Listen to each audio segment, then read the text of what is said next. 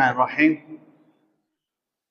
برادران اعزان نے میرے جوابات کے بعد یہ کہا کہ آپ کے بیان سے لگتا ہے کہ آپ یزید کو برحق سمجھتے ہیں۔ تو بھائی بات یہ ہے، ان سوالات میں جو آدان بھائی نے کی تھے ان میں تو یزید کی حکومت کی بات ہی نہیں تھی، یزید کے بارے میں بات نہیں، اس میں بات یہ تھی کہ یزید کا انتخاب کس طرح ہوا، وہ صحیح تھا یا غلط تھا۔ جو حضرت معاویہ رضی اللہ تعالیٰ نے کیا اور معاویہ رضی اللہ تعالیٰ نے کے جو طرز انتخاب تھا وہ ماقبل میں صحابہ اکرام اجمعین خلفاء راشدین نے کیوں نہیں کیا، ان کے جوابات تھے۔ یہ کب میں نے کہا کہ وہ خلیفہ برحق تھا؟ ہم اہل سنت جماعت کا یہ موقف ہے یزید کے بارے میں کہ یزید فاسق و فاجر تھا، ظالم تھا، وہ اس بات کا اہل نہیں تھا۔ جب یہ فاسق و فاجر تھا تو اس کو حکومت بنائی جائے۔ حضرت معاویہ رضی اللہ تعالیٰ عنہ کو حکومت بنائے، اس وقت وہ اس کا فسوق و فجور ظاہر نہیں تھا۔ حضرت معاویہ رضی اللہ تعالیٰ عنہ کو نیک صالح سمجھتے تھے۔ بعض اور جو حل و عقد کے لوگ تھے، جو مشورہ دینے والے تھے، جو مشیر تھے حکومت کے اندر، بنو امیہ کے معتبر لوگ، رؤساء، سردار، وہ بھی اس کو صالح و نیک سمجھتے تھے۔ اور پھر انتشار کے بعد بھی تھی، بعض سے وجوہات کی وجہ سے ان کو منتخب کر دیا گیا۔ اور پھر 4 اشخاص کے علاوہ 60 ہجری کے بعد کس نے بھی یزید کی بیعت نہیں توڑی، سارے ممالک اسلام نے یزید کی بیعت کو قبول کر لیا۔ جب اجماع ہو گیا یزید کے بیعت پر تو اب اس کا انتخاب، اب اس کے خلاف بات کرنے کی کیا ضرورت ہے؟ اب ہم کس طرح کہیں کہ اس کا جو ہے انتخاب صحیح نمونے سے نہیں ہوا؟ یہ علیحدہ بات ہے۔ جیسا حسین رضی اللہ تعالیٰ عنہ، عبداللہ بن زبیر، عبداللہ بن عمر، عبداللہ بن عباس ان کے مخالف تھے۔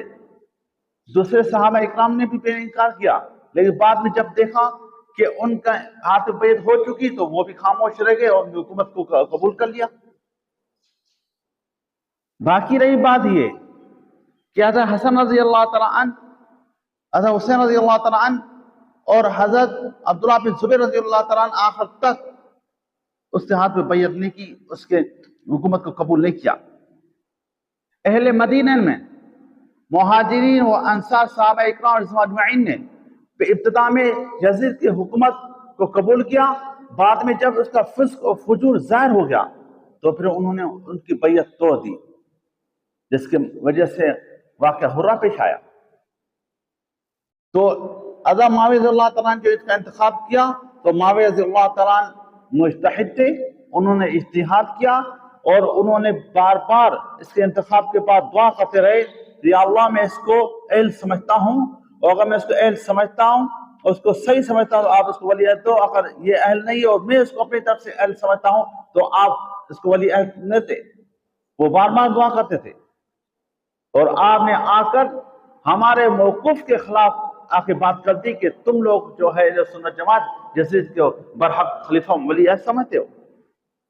بھائی میں دوبارہ بات کرتا ہوں، ہمارا موقف یہ ہے یزید کے بارے میں، یزید فاسق فاجر تھا، اس نے حکومت کے مطلب فسوق کا، وہ حکومت پہلے ہی صالح تھا، بعد میں جب اس کے ظلم ظاہر ہوا تو اب وہ اہل نہ رہا کہ اس کو بادشاہ بنا جائے، لیکن تمام عالم اسلام نے اس کو قبول کر لیا تھا۔ اب کیا ہو سکتا ہے؟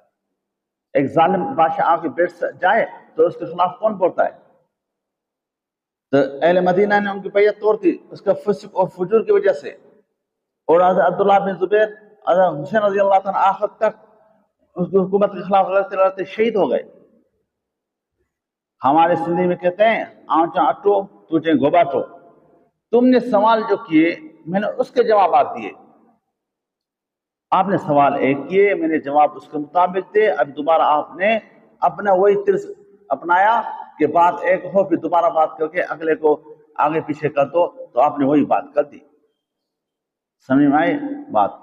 اور حضرت معاویہ رضی اللہ تعالیٰ کا انتخاب بالکل درست تھا، وہ اہل اتحاد میں سے تھے، 139 صحابہ اکرام فقہ تھے، مجتہد تھے، اور ان میں حضرت معاویہ رضی اللہ تعالیٰ بھی شامل تھے، اور حضرت معاویہ رضی اللہ تعالیٰ برحق بادشاہ تھے۔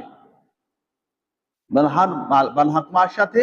اور ایک بات سمجھ میں نہیں آتی، جب حضرت حسن رضی اللہ تعالیٰ عنہ، حسین رضی اللہ تعالیٰ عنہ نے حضرت معاویہ رضی اللہ تعالیٰ عنہ کے ہاتھ میں بیعت کر دی، ان کی حکومت کو قبول کیا، ان سے وظائف لیتے رہے، لاکھوں لاکھوں روپے سالانہ لیتے رہے، ان سے تحفے لیتے رہے، تو پھر جب ان کو اعتراض نہیں حضرت معاویہ رضی اللہ تعالیٰ عنہ کے بادشاہت پر، ان کے خلیفہ ہونے پر، تو آپ اہل تشیع حضرات کیوں ان سے اختلاف رکھتے ہو؟ یہ آپ کی بات میں سمجھ نہیں آتی. اللہ تعالیٰ آپ کو مجھ کو ہدایت دے. الحمدللہ رب العالمین.